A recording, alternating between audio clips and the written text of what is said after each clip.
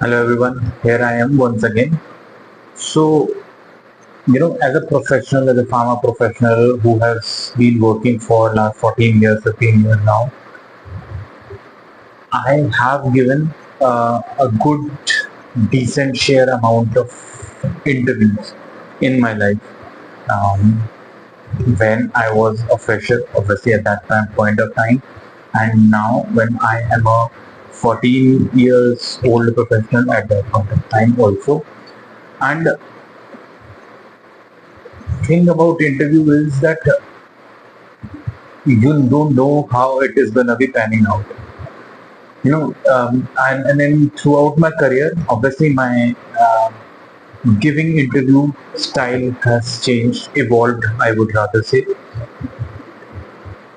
I have learned while I was going through this process. There was no one who honestly taught me then the time. Time was the best teacher. Experience was the best teacher, which has, uh, you know, uh, given me an experience of how the interviews happen, how to give an interview, what things to remember, what things to do, all those sort of things. Now, when I talk about giving an interview, I think giving an interview is more of a art than a science, honestly. And no one can train you. So even me, yeah, or nobody else in this world, who, if he or she says that I can train you to give interviews, the person cannot do that. Nobody can do that. It's you and your experiences who will teach you, how to give an interview. One thing you need to remember is if you want to be really great in giving interviews, so then you need to always retrospect. That's the one of the most important thing. For example, if I've gone to one X company and I gave interview, I was able to answer few questions. I was able to answer not answer few questions or incorrectly answer some of the questions. I need to come back home and retrospect about what I have spoken, how I have spoken, what went good, what went wrong. That is something as a fresher also I need to do, I should be doing, and as a professional I need to be doing. So this video is going to be, it can be applied on everyone. Everyone can learn from this, video, whether you are from a pharma industry or from any other industry. Um, so, so that's first important thing. Now, there is a quick message for the placement cell teams of various small colleges. You guys have to grow up and stop selling what was being sold in 1947. I go to multiple interviews. I do go and take multiple interviews at various colleges. And one thing which is common across these colleges, I a student enters and he or she says, "Thank you for giving me this opportunity to tell you about myself." You don't need to thank anyone. I am here to hire you. You are here to be hired. There is no need of any thank required, honestly. What you need to do is, you know, create a different hook. I know what you're trying to do is you're trying to set apart yourself from others, but what you are end up doing is that every student is saying the same thing, and you're not setting yourself apart. Honestly, what sets you apart is your CV, your the way you talk. I'll talk about those things. So stop saying this that thank you for giving me this opportunity to tell you about myself. So Stop doing that. So that's first thing. And this is a message for the placement cell and their training team basically, who train these people. Okay, now my conversation is directly going to be with the professionals, the young professionals and freshers who who have given few interviews, who will be giving few interviews. So first misconception about an interview. See, you don't have to uh, communicate in English. English is must in an interview. See, honestly, English is not must whether you are going for a consulting, pharma, or whatever. English is not must, but yes, it is preferred for the reason because we do have a lot of communication, in English, whether it's emails, going over a call and talking to people. So a lot of things happen, and English is kind of a global language. More or so, everyone understands it. So that's the reason English is preferred. But I'm not, honestly, I'm not the one who ever say, you will not hear me say this thing that, English is the best language, or you should always communicate in English. No. We talk in Hindi. We should do that. We should not refrain ourselves from talking in Hindi, but an interviewer is assessing you for a long term, for a longer role basically. His motive or his or her motive is that he assess you in a way that they can for a very long time, so they can keep you for a very long time. So for that, they think that English is something which they should know, and that a recruiter does not have to train you in English. That's the reason he or she wants you to communicate in English. That's the only reason. So one, we need to understand their mindset, their perspective in terms of English, but we also need to understand that English is not something we can die without. We were going to die without English, so that's not the case. Okay. So now I'll take another session. I'll make another video about how to create your CV. I'll show you a few examples also. So probably two videos. One is going to be focused on only freshers. Another is going to be only focused on experienced people in terms of making your CV. So now let's talk about certain tips about your interview. See, in general, everybody must have told you already that speak in English. So that's first point. Second point, and then again, these are all general points which I'm discussing. I'll go very deeply in the specific points. So English is a good thing to have. Confidence is another good thing to have. And I'll tell you, a lot of people must have told you about confidence, and you might be thinking that how will I bring that confidence within myself? So I will tell you that as well. Be confident, good communication. Second thing is, you might not believe it, but you appearing smart, dressed up well, gives you confidence.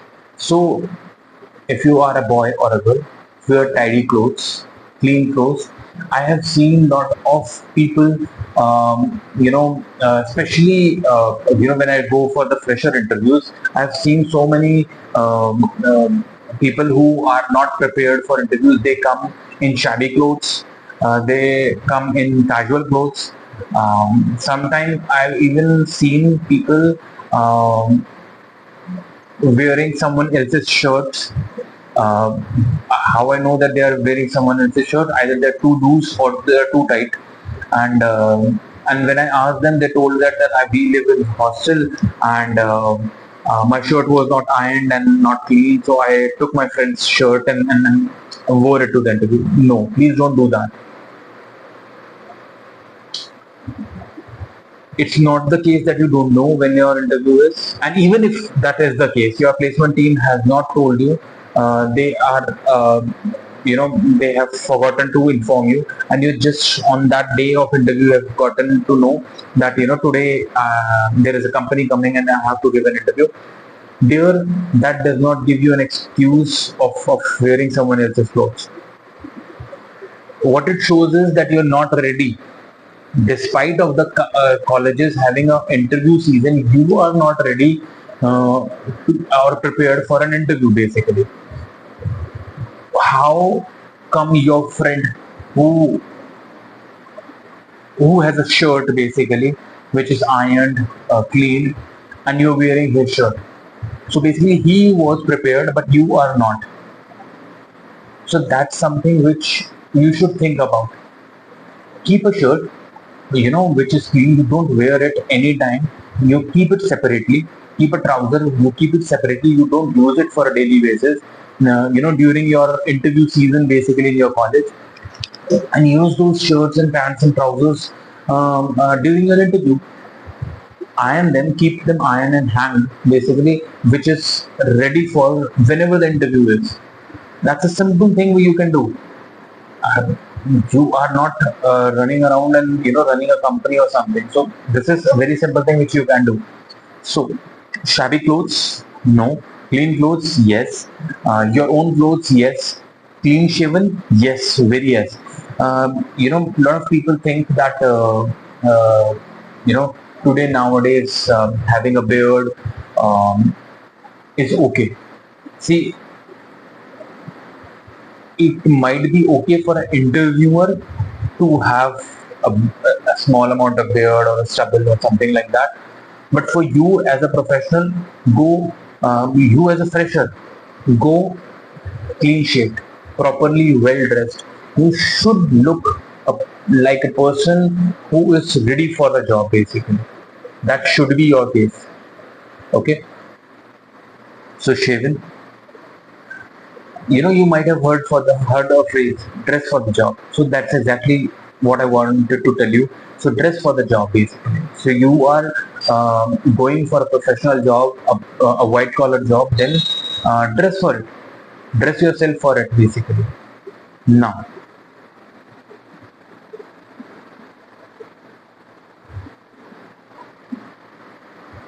okay,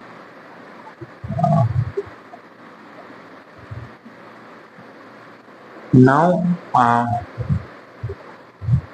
a very basic thing about interview. See, I'll tell you, this is something which one of my bosses, he told me, and I feel he is my mentor, he is my guru. So he always told me that you might have all heard that smiles are contagious. So yes, that's what I'm talking about. Smile. So when you are giving an interview, you should always smile. You should always have a small amount of, a simple smile showing up and telling you, in front of an interviewer. So I'll tell you why. Because what happens is when you come and smile, it should not be a grumpy smile. It should not be, a laugh like this. It should be very simple. In Hindi we call it mand mand muskan. A simple smile should always be on your on your face basically while you're giving an interview, even if you don't know anything, even if you don't know the answer of that question what that interviewer has asked you. Even then, uh, you should have a smile. The reason is that smile is gonna give you a confidence. That's first thing. Second, it is gonna pleasant the mood. Imagine that person has taken close to 30-40 interviews before you. He has heard everything. He is tired. And you go inside and just smile and say, hi, how are you?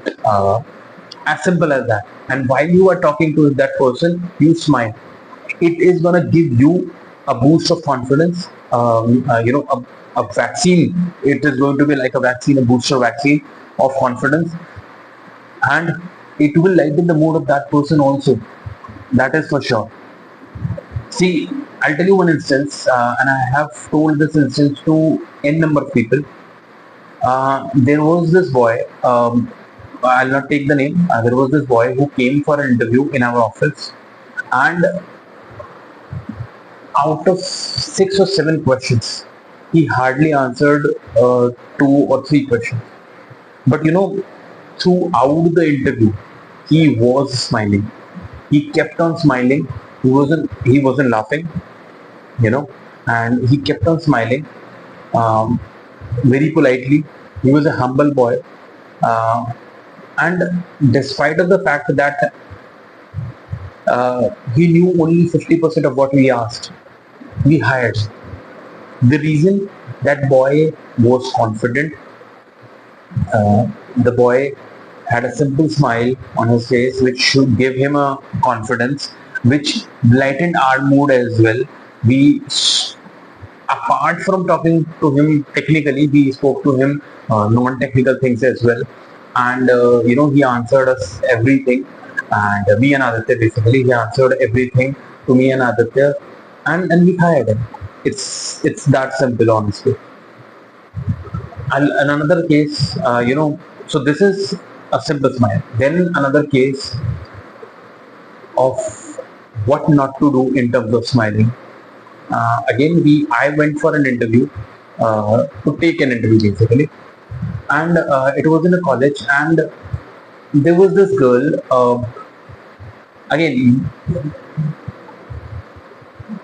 it could be controversial kind of a thing, but this girl, um, the way she smiled was not right, honestly, and technically also she was not that great, but the way she smiled was,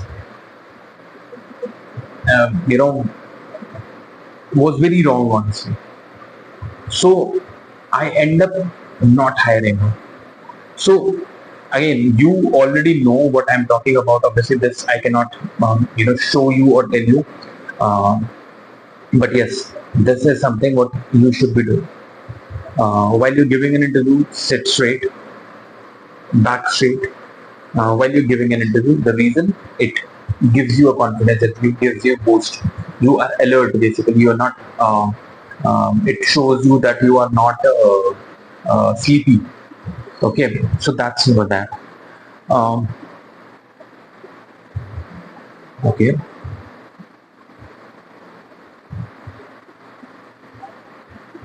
Now, an important thing is about making your CV. So I'll talk about CVs later. But when you are making a CV, when you're making your CV, basically, you should not write false anything on your CV. Everything which you have done, even if you have not done anything in your college life, you must have done something. Write only about that, which you can prove that I have done, I can do, is something what you should be aiming for. Don't write false information. Do not write anything which is not true. Do not write. Um, yeah. So yeah, that's that. And know your CV. When I say know your CV, that means understand every bit of your CV. Um, Put only relevant information. Don't put that I have been a coordinator in that fest or something like that. It doesn't add value to your CV. Yes, if you have been a captain or you organized a fest, you were the chair of the fest committee or something like that. You have taken a notable, do that, but don't put anything on your CV basically. So again, that will add confidence to you, because if you know your CV, that will add a confidence to you. Uh, Understand your basics. So when I say basics, in general, what you have studied. Again, for general people, for someone with BTech CS, IT, or something else, know your basics, programming, and the company for which you are going for the interview. Learn about that company. Go visit the website of the company. Please, please, please visit the website of the company. It is utmost very, very important. If you know about the company, talk to your seniors who might have gotten placed in that company.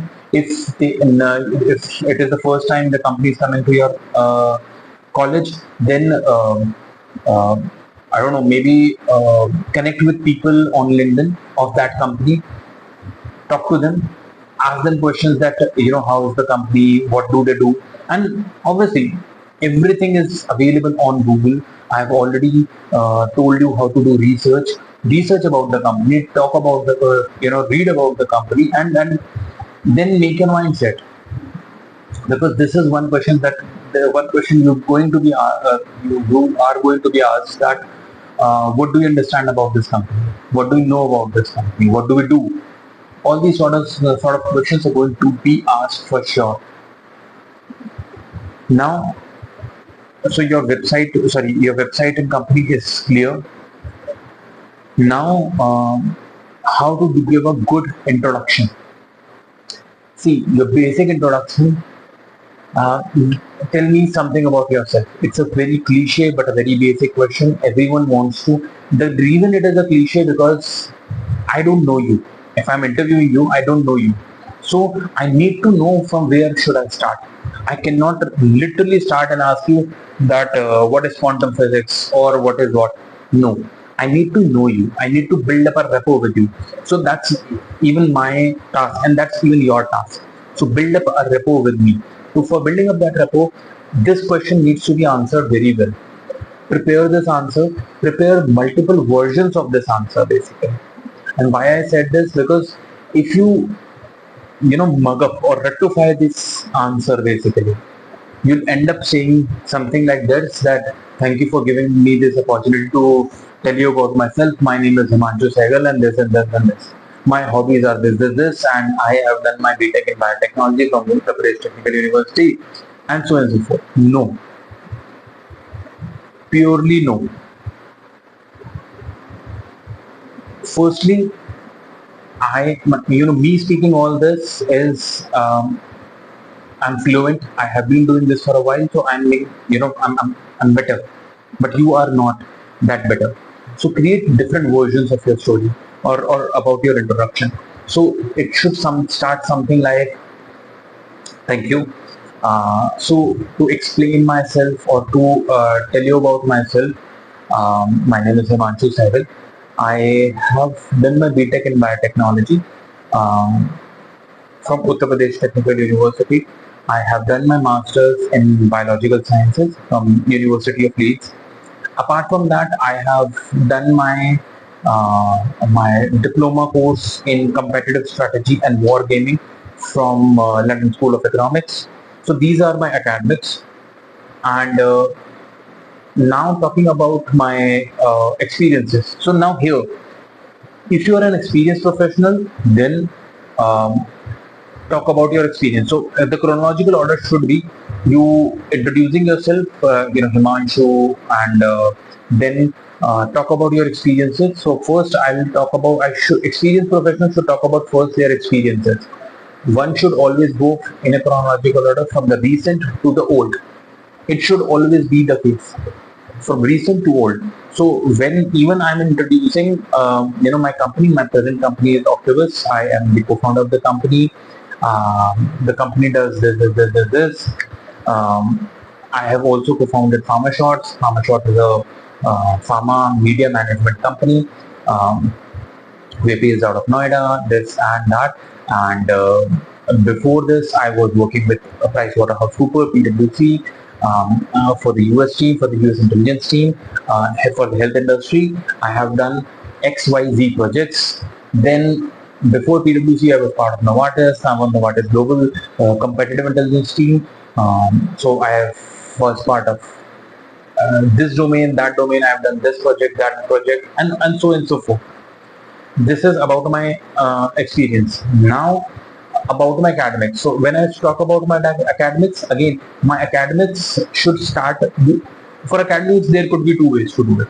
One is talk about your first degree, your basic degree, and then other degrees. Build upon those other degrees, or you follow the same pattern of chronological order from first your recent degree to your farthest degree, basically. So you're from your, let's say I have, for example, I have done my diploma in competitive strategy and wargaming from London School of Economics. So I'll say that. Then I'll talk about my my MBA from IIM Lucknow. Then I will talk about my Masters in Biological Sciences from University of Leeds.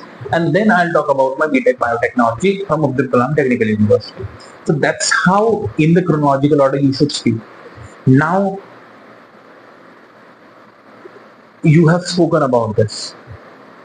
Now, this is the point where you are going to drive your interview. So there are two types of interview. One are candidate-driven interviews, and others are recruiter-driven interviews. There are two types of interviews. I have summarized them. HR might. I'm not an HR. I'm not from the HR field. They might have defined it in a different way, but how I define these interviews are, these are two ways of doing an interview. One is candidate-driven, another is recruiter-driven. So when I say candidate driven, now let's first talk about recruiter driven. See, you have said, sir, my name is Himanshu. I have done BTech in biotechnology. I have done my schooling from CBSE board. My hobbies are playing cricket, playing chess, and listening to music. These are my strengths are I'm hardworking. I'm this. I'm that. My weaknesses are this and that. See, it gives me nothing. This kind of an introduction tells me nothing about you, and it gives me no questions to ask. So here what I'm going to do is I am going to drive this interview now on my own. So now I'm going to ask you questions which I want. I will ask you that, okay, tell me 10 route of administration, tell me what is phase 4, or something like this. But now, if I give an interview, let's consider I am a fresher. If I give an interview, my name is Himanshu Sehgal. I have just completed my BTech in biotechnology from Abdul Kalam Technical University, which was formerly UP Technical University. I have done my internship from Dr. Ram Manohar Lohia Hospital, and within RML, I was working in the diagnostic department. Within the diagnostic department, there was a Gentech lab, within which I was working under Dr. XYZ. Okay. Then I have done another internship, which was with the XYZ company, and it was in the QC department of that company. I was doing microbiology testing, and so on and so forth. Apart from these internships, sir, I have done few certificate courses, and these certificate courses are from Udemy or Coursera or any other platform, or my college has organized these certificates courses. So I have done these courses, and one of them is AI in healthcare, and this and that. Now, see, after this kind of an introduction, I have so many questions from this candidate. So this kind of an interview is going to be a candidate driven interview actually. Rather than a recruiter driven interview, it's going to be a candidate driven interview. In this interview, I'm going to ask him, okay, so what kind of genetic testing you did in your internship? Okay. So, I have all that. See, if I have done this internship really well, then I have done this. If I have done this internship really well, I'll know what I have done, what are my plus sides and negative sides. So I'll talk about. So you need to, as a candidate, you need to talk about the positive sides, the strong suits basically. So you, in the genetic testing, you probably might have done for HLA positive, negatives, or any other biomarker testing. You might have run PCR, RT-PCR, or something like that. But if I know how to run an RT-PCR very well, I'll talk about that. I have run RT-PCR. Sample used to come in, and those sample used to be for HIV patients, oncology patients, this, that, and I used to run, HLA test in the PCR basically. So what is HLA? Now, can you? Are you observing it? I'm asking questions what you are making me ask. So basically, this interview is a candidate-driven interview. You are giving me pointers that okay, these are the 4 points. Ask me out of these 4 points basically. Then I'm going to ask you another question. Then that. So what will happen is over the whole interview, and obviously I have very limited time. I'm not going to ask you questions for 2 hours. There are hardly any interviews which go for this long. Usually interviews summarize in good interviews get summarized in 30 to 45 minutes. Bad interviews get summarized in 5, 10, 15 minutes max. Again, that's not always the case. If you have gone through an interview and the interviewer liked you really well, your credentials were good, your way of speaking was good, and he wanted to just check your communication skills, your little bit of a knowledge, and he might clear you in another 10 minutes also. So that's not a thumb rule that if the interview gets finished in 10 minutes, it is a bad interview, and if that interview goes on for 30 minutes, it's a good interview. No, sometimes vice versa happens. But me as an interviewer, I usually like to talk to candidates, and especially test those candidates who are good. So for me, if I'm interviewing someone, and if that person answers 2 or 3 of my initial questions, which probably are going to be the harder ones, then I'll start asking more hard questions with him, because I want to know what's the limit of his or her knowledge. Basically, I want to check that, and that's my way of interviewing. But someone else can do it in a different way. So two types of interviews: candidate driven and recruiter driven. You choose what you want to go for, because there is a high probability that if you go for a recruiter chosen interview, I mean not go, means if you let him or her ask you questions or drive the interview the way I say it, your chances reduce, because what will happen is you will not be recognized that well. And that is, again, this is my perspective.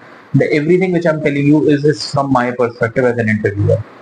Someone else can give you different perspective, but this is my perspective. This is how I have been doing for the last 14 years, while giving interviews also and while taking interviews also. This is usually my approach. Now I have prepared my CV. I have dominated my interview in terms of driving my interview. Sometimes what happens is an interviewer asks you a question, especially with the freshers. What's your strong subject? Because they don't have any preferences. They just want to ask you and make you comfortable, and they ask you what's your strong subject. So first thing, don't go and tell them that environmental studies or microbiology is my strong subject. No, microbiology can be your strong subject, but again, read the audience. That person, if he is coming for a lab interview, I mean, if you are going for a lab job, then definitely say microbiology is my lab, my strong suit. But if that person is coming for a consulting, a consulting company or secondary research company like ours, Octavus, don't say environmental studies, don't say microbiology, because most of the time those lab kind of courses are not of their interest. So they lose interest in you.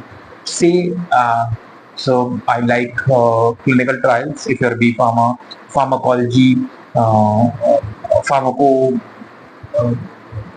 vigilance. Again, read the room. If the company is a pharmacovigilance company, then only say pharmacovigilance. If the company is a consulting company who is doing secondary research or competitive strategy, then for him, pharmacovigilance is a no-go, because if the person says pharmacovigilance, I will think that okay, he wants to go into pharmacovigilance, he's wasting my time. Let's just ask him 2 3 questions and let him go or her go. So that's going to see again. And how will you know that? While by you visiting the website, by you visiting the company profile and understanding about the company. This is how you're going to do it. Okay. So tell them that okay, I like pharmacology, but again, not say it pharmacology because I am saying it to tell you about pharmacology. Please say pharmacology only if you know about pharmacology. There have been multiple times that students have come to me, B Pharma students have come for an interview, and I ask what's your favorite subject or what's your strong subject. They say, sir, pharmacology. And as soon as I ask them a first question, see, I'll tell you, it's a very basic question. Uh, how many what was the question? How many types of anti-diabetic drugs? Categories. Now it's a very simple question, but you have screwed it up basically. You screwed up your interview by saying pharmacology and you don't know the basic about pharmacology. At least prepare before you say that what my favorite subject is. Prepare what's your favorite subject, and if you can answer the questions. Harder questions, okay, the interviewer will understand that okay, this was a difficult question, but hypertensive drugs or anti-diabetic drug classes, these kind of basic questions, if you don't answer these kind of basic questions, then your interview is screwed 99% of the time. If you redeem yourself within next 2 3 minutes, that's the only time you're gonna get, honestly. That's the only. So once you screw up a basic, then you hardly have 2 or 3 minutes to redeem yourself for an interview. Otherwise, you're gone. That's it. You're done for that interview. He or she is gonna do a khana purti, just ask you a couple of questions, basic questions, and then let you go. Okay. Some of the basic questions, if you're coming for a consulting company, some of the basic questions can be, from your route of administrations, your, if you're talking about clinical trials, then how many phases and all those sort of things. Again, we'll talk about them. Okay, I have done this. Okay, while giving your interview, the basics needs to be very clear, very very clear. You know, by I'm a biotechnology graduate, so if I talk about my basics, I need to know a difference between adaptive immunity and innate immunity. I need to know the basic between NK cell or MHCs, T cells, B cells, Mendelian principles, and those sort of things basically. Depends, but your basics should be clear, because nobody is gonna ask you the pyruvate cycle and all those, how the pyruvate cycle breaks and what are the byproducts of that. No one is gonna ask you that. People are gonna ask you very basic questions, and those basic, if you don't are not clear about those basic questions, you are done. Again,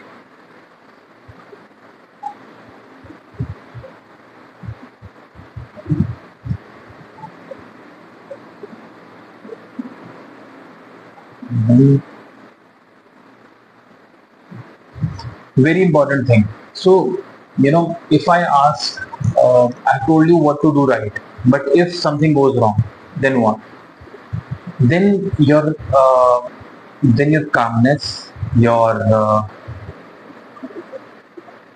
Your coolness basically will be very advantageous. Your smile would be very advantageous to you. Um, that's an important thing. Okay. Um, that your calmness would be an important thing. Your coolness would be an important thing. If you said something wrong, no worries. Yes, when if you started your interview with something wrong, then I think it's a difficult thing. But in between, someone asked me a question that um, can you tell me about innate immunity and adaptive immunity? And let me just assume that I said adaptive immunity is something which I born with by birth, and innate immunity is what I acquire over the years. I know the definitions are wrong, but now I know that. While doing an interview, I did not know that. So he says, "Are you sure about it? Think it twice." But there might be a chance that person is only testing you. I usually do that. As an interviewer, I usually do that. I test a person whether he or she is confident about his or her answer or not. I cross check them multiple times. But that doesn't mean that while you're coming and giving me interview, you feel that if you said this thing wrong and you feel that Himanshu is testing you only. No, it's not the case. So again, it depends how confident you are with the answer. If you think that your answer is leaky, your answer is not something which you're prepared for, then in that case, maybe change the answer. Maybe say that I'm not really sure about this. I'm little nervous. I am not really sure about this. Uh, don't answer abruptly. Ekdam se, I have finished the question and you are in a hurry of because your train is running. No, take a time, take a beat, take a second, and then answer a question like, so I think I'm not really sure, but I think innate immunity is something which a person is born, while taking birth, with their birth basically, or they're inbuilt. And adaptive immunity is something which is acquired over the years basically. So this is what I think, and I've read it, I've studied it, but I'm a bit nervous right now. Uh, so yeah, that's that. So this is how you manage if you're not sure about something. If you're not confident about something, and if I cross check, are you sure? You say that I'm not 100% sure. I know I I'm drawing from the words basically. So you can say this even as well, that the adaptive, I might be wrong, but I am taking the literal meaning of the word. I have adopted my definition from the literal meaning of adaptive immunity and innate immunity. So innate, in the nature, so it comes from there. So you can say this, give these kind of explanation. So to think it on your toes, you need to be very calm. You do not need to be nervous. That's again, if you're confident, you're obviously calm. You are not nervous. If you said something wrong also, and you realize that I've said something wrong, pardon myself, I think I've said something wrong. Correct yourself. Don't stick to be very stubborn, and I don't know. I have seen students. I don't know who taught them to be stubborn on their, and later after the interview finished, they said that's a. I know I said this wrong, but I had to defend myself. No, you don't have to. As simple as that. It's not a debate basically. I'm not doing a debate with you. I am just simply asking questions. You can, in a nervousness, you can say wrong things. Be okay about that.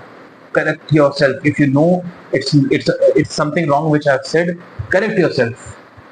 It will rather redeem you. Again, it's not a debate. So that's that.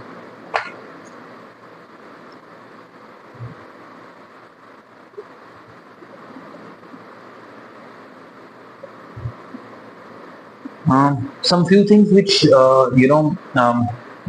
another thing, I know I shouldn't be saying this, but sometimes again it doesn't work with me. But It works with some people. Uh, Sometimes you have to read the audience, read the person, and maybe um, boost their ego a little.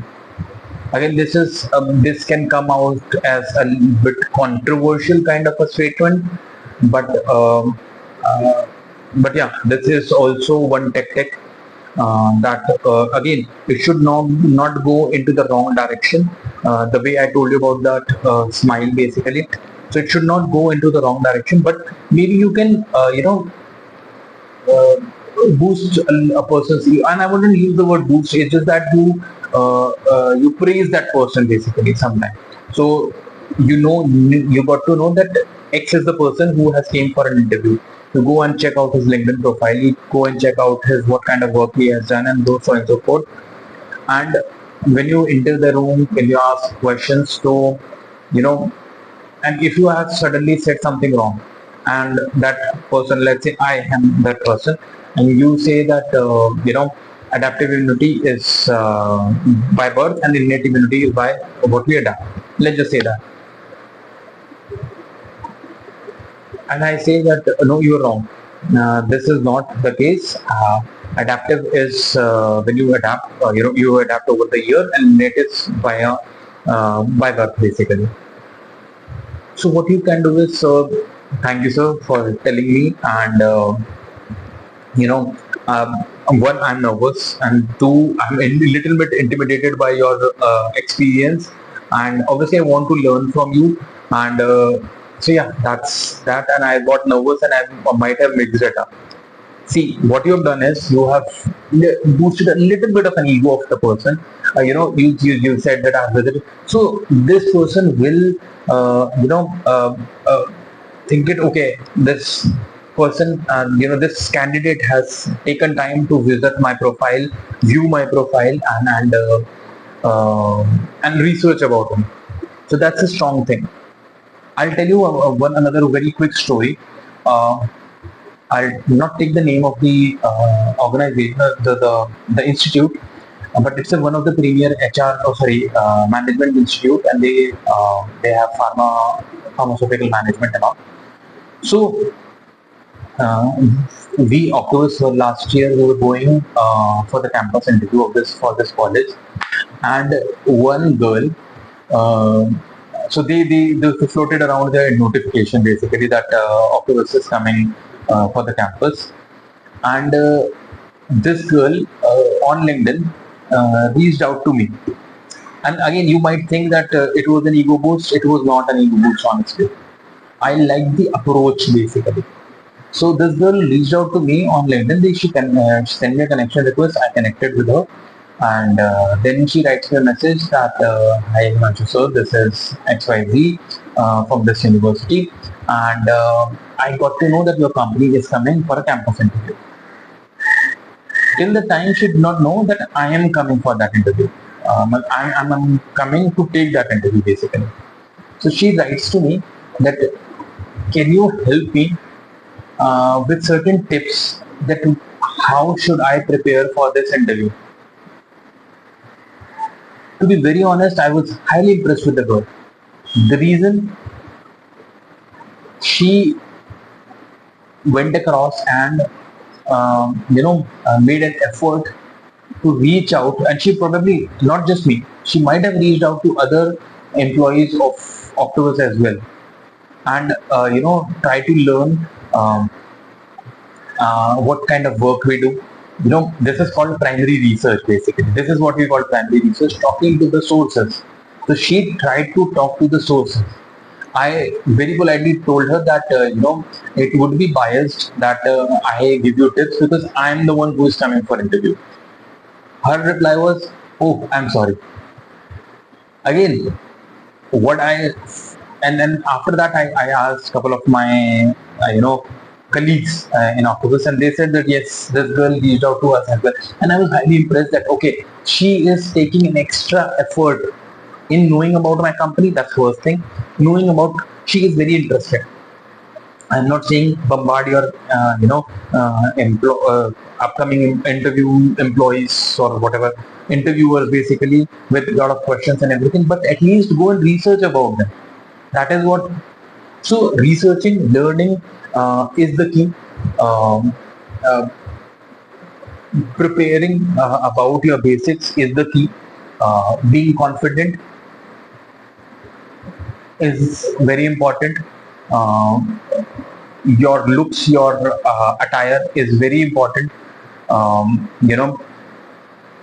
Then the way you talk is very important. The smile you keep on smiling is very important.